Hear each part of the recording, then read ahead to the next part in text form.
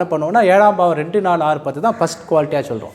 ஏன்னா வியாபாரம் என்பதே என்ன அப்படின்னா, வியாபாரம் என்பதே பொருளாதாரத்தை ஈட்டக்கூடிய அமைப்பு தான். அந்த பொருளாதாரத்தை ஈட்டக்கூடிய அமைப்பில் நமக்கு எந்த ஒரு பொருளாதாரம் எங்கே அதிகமாக கிடைக்குதோ அதுதான் சிறப்பு அப்படிங்கிற வகையில் இதுதான் நம்பர் 1 சொல்லுவோம். ஆனால் இதுலேயும் சில விதிவிலக்குகள் இருக்குது. நம்ம வியாபாரத்தை 2 வகையாக பிரிக்கலாம். அகம் சார்ந்த வியாபாரம், புறம் சார்ந்த வியாபாரம். அகம் சார்ந்த வியாபாரம்னா ஒரு பொருளை கொடுத்து நம்ம பணம் வாங்குறது, இது புறம் சார்ந்த வியாபாரம். அகம் சார்ந்த வியாபாரம்னா எந்த ஒரு பொருளையும் கொடுக்காம நாம் பணம் வாங்குறது. உதாரணத்துக்கு கன்சல்டன்சி அப்படிங்கிறது அகம் சார்ந்த வியாபாரம். ஜோதிடம், புரோகிதம் இதெல்லாம் சொல்கிறோம் இல்லையா, இதெல்லாம் அகம் சார்ந்த வியாபாரம். இது ஒரு மளிகை கடை, காய்கறி கடை, ஹோட்டல் இண்டஸ்ட்ரி, ஒரு பொருளை கொடுத்து வாங்கக்கூடிய விஷயங்கள் எல்லாம் இந்த பாவம்.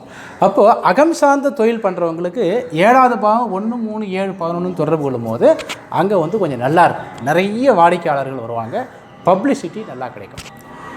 சினிமா துறையில் இருக்கிறவங்க இந்த மாதிரி, அதாவது எந்த ஒரு நம்ம மெட்டீரியல் டிரான்ஸ்லேஷன் எதுவும் இல்லாமல் ஒரு டீச்சிங் லைன், இந்த மாதிரி லைனுக்கு எல்லாத்துக்கும் ஒற்றைப்படை பாவங்கள் நல்லாயிருக்கும். 1 3 7 11.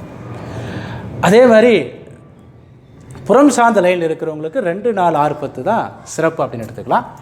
அதுக்கப்புறம் நம்ம 6ஆவது பாவத்தை பற்றி டிஸ்கஸ் பண்ணுவோம். இப்போ 7ஆம் பாவத்தை பற்றி பார்த்துட்டோம். இப்போ அடுத்து 6ஆம் பாவம். 6ஆம் பாவங்கிறது நம்ம சொல்கிற மாதிரி அதனுடைய காரகத்தை பாருங்கள். அடிமை அப்படிங்கிறது 6ஆம் பாவத்தோட காரகம்.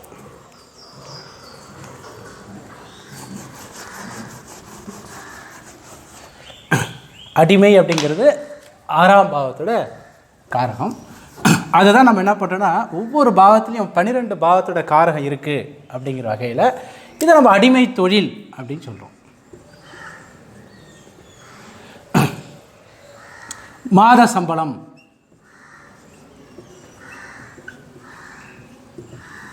ஓகேங்களா? அதாவது 6ஆம் பாவம் என்பது மற்றவரை கட்டுப்படுத்துதல்.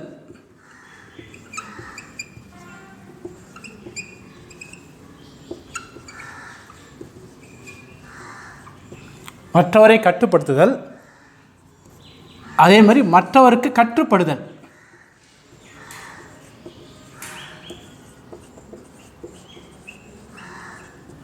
ரெண்டுமே 6ஆம் பாவத்தில் காரகம் தான். மற்றவரை கட்டுப்படுத்துதல் அப்படிங்கிற காரகமும் 6ஆம் பாவம் தான். மற்றவருக்கு கட்டுப்படுதல் அப்படிங்கிற காரகமும் 6ஆம் பாவம் தான். இப்போ பார்த்தீங்கன்னா தெரியும், 6ஆம் பாவம் அடிமை தொழில் அப்படின்னு ஏன் சொல்கிறோம் அப்படின்னா, முதல்ல லக்னம் என்பது ஒருவருடைய சுய கௌரவம். ஒருவருடைய சுய கௌரவங்கிறது நம்ம லக்னம் சொல்கிறோம். லக்னம் என்பது ஒருவருடைய சுய கௌரவம். இப்போது இந்த 7ஆவது பாவம் லக்னத்துக்கு சாதகமாக இருக்கா, 6ஆவது பாவம் லக்னத்துக்கு சாதகமாக இருக்கானா? 7ஆவது பாவம் லக்னமும் 7ஆவது பாவமும் ஒரே அணிங்கிறதால 7ஆவது பாவம் லக்னத்துக்கு சாதகமானது. அப்போ சுயதொழில் செய்வதால் லக்னத்துக்கு ஒரு கௌரவம் இருக்காது. தன்னுடைய கௌரவத்தை இழக்க வேண்டிய அவசியம் இல்லை இந்த 7ஆம் பாவங்கிறது. ஆனால் 6ஆம் பாவம் என்பது மாத சம்பளம்னு போகும்போது மற்றவர் கட்டுப்பட்டுறோம் இல்லைங்களா? அதாவது காலையில் 9 மணிக்கு ஆஃபீஸுக்கு வந்து ஈவினிங் 5 மணிக்கு இல்லை 6 மணிக்கு ஆஃபீஸை விட்டு வெளியில் போனோம் அப்படின்னா அங்கே லக்னத்துக்கு ஒரு கட்டுப்பாடு வருது பார்த்தீங்களா?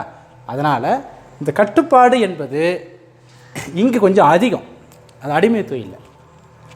2வது அடிமை தொழில் அப்படியே ரொம்ப கீழ்ப்படிஞ்சு போகிறதுலாம் இல்லை. ஏன்னா இந்த 6ஆம் பாவம் என்பது லக்னத்தை கெடுக்கக்கூடிய பாவம் இல்லை. லக்னத்தை கெடுக்கக்கூடிய பாவம் எது? 8 12 தான் லக்னத்தை கெடுக்கக்கூடிய பாவம். அப்போது 6 என்பது லக்னத்துக்கு சமமான விளைவுகள். அதாவது லக்னத்துக்கு என்னென்னா ஒரு நியூட்ரல். ஏன்னா ஒரு பாவத்துக்கு 6ஆம் பாவம் என்பது அந்த பாவத்தை கெடுக்காது, அந்த பாவத்துக்கு ஒரு மத்தியமமான பலனை, அந்த பாவத்தை வளர்க்கவும் செய்யாது கெடுக்கவும் செய்யாது அப்படின்னு சொல்கிறோம் இல்லையா? அந்த வகையில் தன்னுடைய சுய கௌரவத்தை கெடுக்காமல், தன்னுடைய சுய கௌரவத்திற்கு பங்கம் வராமல் செய்யக்கூடிய வேலை தான் அந்த 6ஆம் பாவத்தில் வேலை. அதாவது உத்தியோகம் அப்படின்னு சொல்லுவோம். அதாவது கௌரவத்தை கெடுக்காத உத்தியோகம் அப்படிங்கிறது 6ஆம் பாவத்தில் காரணம். தன்னுடைய கௌரவத்தை கெடுத்து கொள்ளாமல் ஒருத்தர் செய்யக்கூடிய உத்தியோகம் தான் இந்த 6ஆம் பாவத்தில் காரணம். இங்கே அடிமை தொழில் அப்படிங்கிறது அடிபடிஞ்சு போகிறதில்ல. இந்த 6ஆம் பாவத்துக்கும் இந்த 7ஆம் பாவத்துக்கும் இன்னொரு வித்தியாசம் சொல்கிறேன் பாருங்களேன். நம்ம 10ஆம் பாவங்கிறது என்னென்னா பொறுப்புன்னு சொல்லுவோம். 10ஆம் பாவம் என்பது பொறுப்பு அல்லது அந்தஸ்து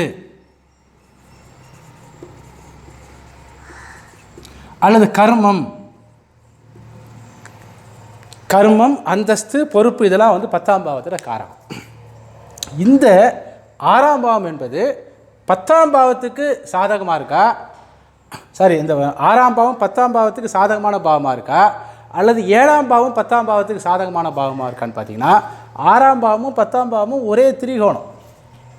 அப்போ இந்த 6ஆம் பாவம் என்பது 10ஆம் பாவத்துக்கு ஒரு சாதகமான பாவம். ஆனால் 7ஆம் பாவம் என்பது 10ஆம் பாவத்துக்கு ஒரு 10லேருந்து பார்க்கும்போது ஒரு 10ஆம் பாவமாக வரும். 10ஆம் பாவத்துக்கு அது கொஞ்சம் சாதகம் இல்லாத பாவம் தான். அதாவது 10ஆம் பாவத்தை 70% வரைக்கும் அது சாதகமாக இருந்து அதுக்கப்புறம் துண்டிக்கக்கூடிய பாவம் அப்படின்னு சொல்லுவோம். அதாவது ஒரு பாவத்துக்கு 10ஆம் பாவம் என்பது 70% அந்த பாவத்துக்கு நன்மை, 30% அந்த பாவத்துக்கு தீமைன்னு சொல்லுவோம். அந்த வகையில் இங்கே இந்த 6ஆம் பாவம் என்பது 10ஆம் பாவத்துக்கு ஒரு சாதகமான பாவமாக இருக்கிறதால ஜாப் கேரண்டி என்பது இதில் அதிகம். இந்த அடிமை தொழில் அப்படின்னு பார்க்கும்போது ஜாப் கேரண்டி என்பது அதிகம். இதனால தான் கிராமத்தோட என்ன சொல்லுவாங்கன்னா கழுத மேய்ச்சால கவர்மெண்ட்டில் மேய்க்கணும். ஏன்னா அரசு உத்தியோகம் அப்படின்னு பார்க்கும்போது அரசு உத்தியோகம் அப்படின்னு பார்க்கும்போது அதில் ஒரு கேரண்டி இருக்கும். வியாபாரம் அப்படின்னு பார்க்கும்போது உத்தியோகத்தை பண்ணுறத விட வியாபாரம் பண்ணுறவங்க நிறைய சம்பாதிக்காங்க. இருந்தாலும் இங்கே ரிஸ்க் அதிகம், ரிஸ்க் கொஞ்சம்.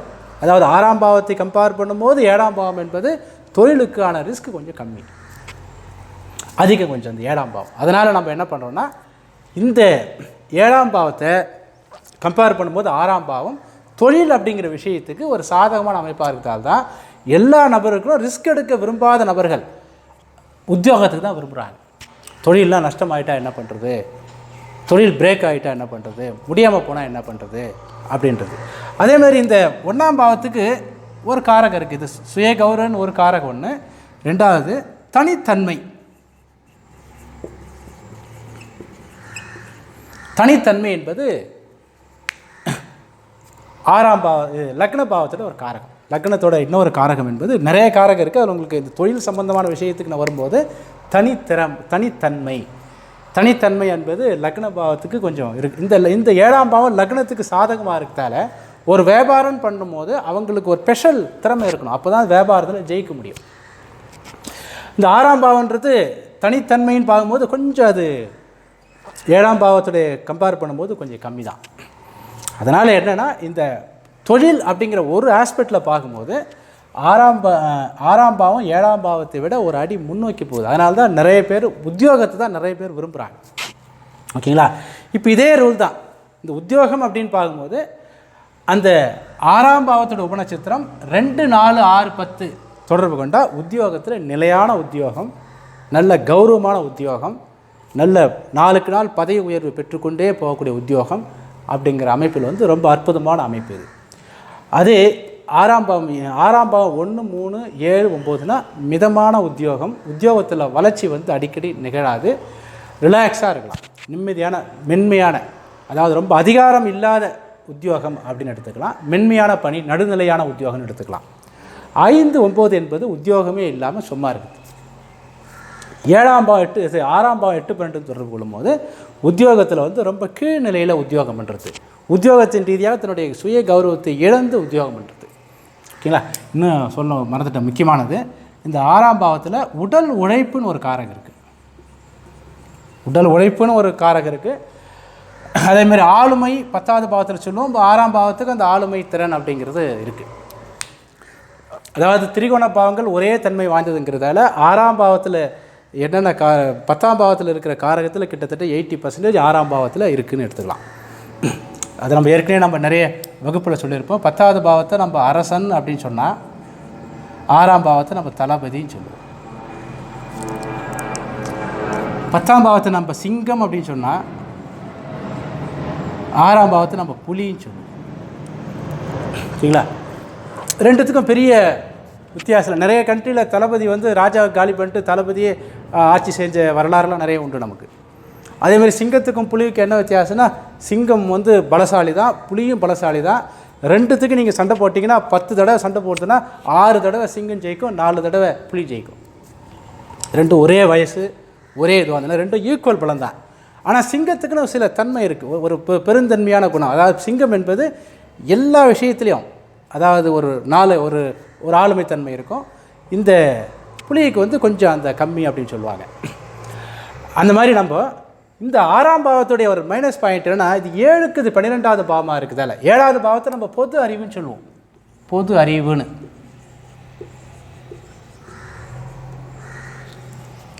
பலதரப்பட்ட அறிவுன்னு சொல்லலாம். பொது அறிவுன்னு அதாவது ஜென்ரல் நாலேஜ் இல்லை காமன் சென்ஸ் அப்படின்னு சொல்கிறோம் இல்லையா, அது 6ஆம் பாவத்தில் பொது அறிவுன்னு இருக்காது, தனித்த அறிவு.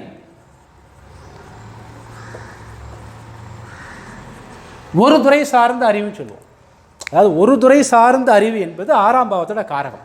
அதாவது ஒரு பணிக்கு ஒருத்தர் நம்ம வேலைக்கு போகும்போது, ஒருத்தர் மெக்கானிக்கல் இன்ஜினியர்னால் மெக்கானிக்கல் லைனில் மட்டும்தான் அவருக்கு நாலேஜ், அக்கௌண்டன்ட்னா அக்கௌண்டன்ட் அப்படிங்கிற விஷயத்து தான் நாலேஜ். ஆனால் இவங்களுக்கு எல்லாம் தலைவராக இருக்கார் பாருங்கள், அவருக்கு எல்லா துறையிலையும் மேலோட்டமாக நாலேஜ் இருக்கும். அதுதான் 10ஆம் பாவம். அதாவது 10ஆம் பாவம் என்பது தலைமை பொறுப்பு, 6ஆம் பாவம் என்பது அதுக்கு கீழே இருக்கிற ஒரு அமைப்பு, உத்தியோகம் அப்படிங்கிறது. அப்போ இந்த உத்தியோகம் என்பது ஒரு குறிப்பிட்ட விஷயத்தில் நல்ல அறிவு, ரெண்டாவது நல்ல திறமைகள். இந்த 6ஆம் பாவத்துக்கு தனித்திறமைன்னு பேர். தனித்தன்மை வேறு, தனித்திறமை வேறு. இந்த திறமை என்பது நம்ம புறம் சார்ந்து சொல்லுவோம். அந்த புறம் சார்ந்துன்னு பார்க்கும்போது, அதாவது இந்த குறிப்பிட்ட வேலையை இவர் பண்ணால் தான் சிறப்பாக இருக்குன்னு சொல்கிறது தனித்திறமை. இன்னொருத்தரால் அவ்வளோ சிறப்பாக செய்ய முடியாது. ஆனால் இந்த தனித்திறமை ஒரு குறிப்பிட்ட துறையில் இருக்கிற அந்த தனித்திறமை இருக்கிற ஆளுக்கு மற்ற துறையில் வந்து திறமை இருக்காது. ஓகேங்களா? அந்த வகையில் 6ஆம் பாவம் என்பது ஒரு ஜாதகத்தில் நல்ல வலுத்து இருந்தால் 2, 4, 6, 10 வரும்போது அவங்களுக்கு நல்ல கடின உழைப்பு இருக்கக்கூடிய, மன வலிமை இருக்கக்கூடிய ஒரு அமைப்பு வந்துடும். அந்த வகையில் 6ஆம் பாவம் 2, 4, 6, 10, 7ஆம் பாவம் 6ஆம் பாவம் 1, 3, 7, 11 இந்த 2 அமைப்பில் இருந்தாவே ஒருத்தர் உத்தியோகம் பண்ணக்கூடிய ஒரு அமைப்பு இருக்குது அப்படின்னு எடுத்துக்கலாம். இப்போ ஒரு சின்ன கேள்வி, ஒரு ஜாதகத்தில் 2 அமைப்புமே இருக்குது. 6ஆம் பாவம் 1, 3, 11, 7ஆம் பாவம் 2, 4, 10. இப்போ இவர் பிஸ்னஸ் பண்ணலாமா அல்லது மாத சம்பளத்துக்கு போகலாமா அப்படின்னு பார்க்கும்போது இவர் பிஸ்னஸே பண்ணலாம். ஏன்னா 7ஆம் பாவத்தில் உபநட்சத்திரம் 10வது வீட்டுக்கு சாதகமாக இருக்குதால இதுவும் 10ஆம் பாவத்துக்கு சாதகமாக தான் இருக்குது. இது 10ஆம் பாவத்தை கெடுக்கலை. இருந்தாலும் கூட்டி கழிச்சு பார்க்கும்போது பொருளாதார அமைப்பில் இது சிறப்பாக இருக்குது. அதனால் நம்ம என்ன சொல்லலாம்னா வியாபாரம் தான் அவருக்கு சிறப்பாக இருக்குது அப்படின்னு எடுத்துக்கலாம். அதாவது நம்ம ரேங்க்குன்னு பார்க்கும்போது இதுதான் ஃபஸ்ட் ரேங்க், இது செகண்ட் ரேங்க்குன்னு சொல்கிறோம். அந்த வகையில் ஒரு ஜாதகத்தில் 7வது வீட்டை விட 6வது வீடு வந்து 2, 4, 6, 10 பாவங்களை தொடர்பு கொள்ளும் போது அதை எடுத்துக்கலாம். ஒன்று. ரெண்டாவது வந்து தசாபுத்திகளோட அமைப்பு இதுக்கு ரொம்ப முக்கியம். பொதுவாக ஒரு தசாபுத்தியோட அமைப்பு, லக்ன கொடுப்பனின்னு ஒரு அமைப்பு. ஏன்னா பொதுவாக ஒரு ஜாதகத்தில் நிறைய பிளானட் வந்து 1வது வீட்டையும் 7வது வீட்டையும் நிறைய திரும்ப தொடர்பு கொண்டா, 1வது வீட்டையும் 7வது வீட்டையும் நிறைய பாவங்களும் நிறைய பிளானட்டு தொடர்பு கொண்டா அவர் ஜாதகத்தில் 6வது வீடே நல்லா இருந்தாலும் கூட, 6வது வீடு 2, 4, 6, 10 தொடர்பு கொண்டிருந்தாலும் கூட அவர் வியாபார ரீதியாக போனால் நல்லா சிறப்பாக இருக்குன்னு சொல்லலாம். ஏன்னா 1வது வீடு என்பது எப்போதுமே ஒரு தனித்திறமை இருக்கக்கூடிய ஒரு அமைப்பு. ஏன்னா இது 6க்கு 8வது பாவமாக போயிருந்தால, 6ஆம் பாவத்துக்கு 8வது பாவமாக போயிருந்தால மற்றவர்கிட்ட அடிமையாக இருக்கக்கூடிய அமைப்பு வந்து இந்த 1ஆம் பாவத்துக்கு வராது. ஓகேங்களா? சுய கௌரவம் அப்படிங்கிறதால சுய கௌரவம் இருந்தால் மற்றவங்ககிட்ட அடிமை வேலைக்கு போக மாட்டாங்க. 7வது வீடுங்கிறது மக்கள் தொடர்பு, நிறைய பேரை சந்திச்சுட்டே இருக்கக்கூடிய அமைப்பு. அதனால் ஒரு ஜாதகத்தில் நிறைய பிளானட் வந்து 1வது வீட்டையோ 7வது வீட்டையோ திரும்ப தொடர்பு கொள்ளும் போது அவங்க வந்து இயற்கையாகவே 6வது வீடு 2, 4, 6, 10 தொடர்பு கொண்டிருந்தாலும் கூட வியாபாரமும் அவங்களுக்கு சிறப்பாக இருக்கும். ஒருவேளை மாத சம்பளமாக இருந்தாலும் கூட நிறைய நபர்களை சந்திக்கக்கூடிய ஒரு நபராக அவர் இருப்பார். தொழில் ரீதியாக, உத்தியோக ரீதியாக, மார்க்கெட்டிங், சேல்ஸ் இந்த மாதிரி லைனில் அவருடைய சம்பளத்தை விட அந்த பொதுமக்கள்கிட்ட சந்திப்பதன் மூலமாக, ஒரு சந்திப்பு மூலமாக கிடைக்கக்கூடிய கமிஷன், இதன் மூலமாக வருமானங்கள் இருக்கும்.